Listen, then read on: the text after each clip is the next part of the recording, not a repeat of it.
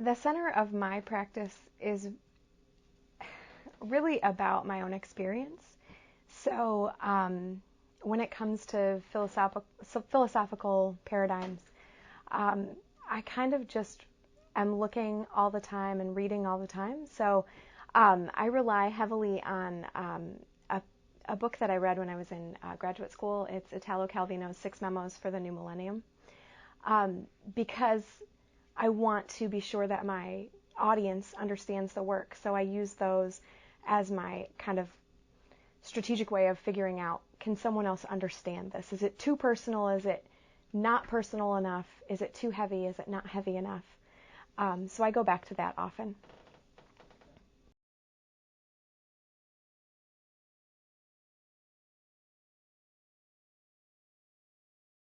Like I said before, it really is very personal work. It usually ties into my life experience. So I finished my MFA in 2012, and my body of work that I did for that was the first time that I incorporated self-portraiture. It was the first time that I openly addressed some issues in my own life.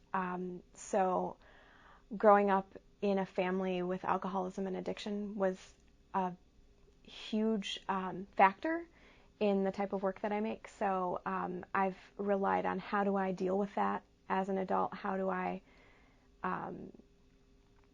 sort through the anxieties that are left over as kind of residue from that experience?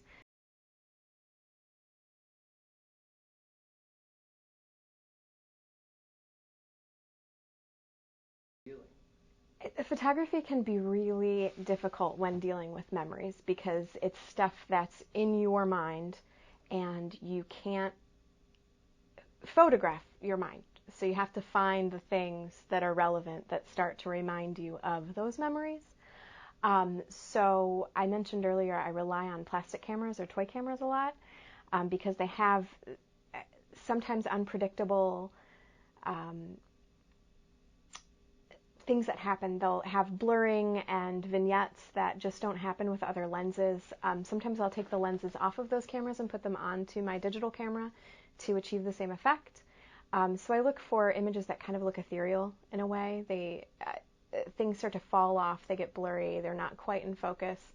I've done a lot of reading about memory and how we deal with our memories, and how memories are kind of fluid, and sometimes we remember certain parts and only that one part. So we might remember just the color red in a scene, but not the rest of the details. So I try to incorporate that into my work. So for instance, I have a few different pieces. They're part of a larger piece called Wanting to Run Away. And it's all based on this memory of wanting to escape my home when I was growing up, and the times that I would run out the door and down the street, and I would stop, and then I would go back home. So there's a kind of a performative action that happens in front of the camera with me as I'm running in front of the camera and capturing still shots of that happening, because it's just that memory. One memory might be not so much the why I tried to run away or why I wanted to run away at that point, but just remembering my feet being cold because I ran out the door with no shoes in January and it was snowy.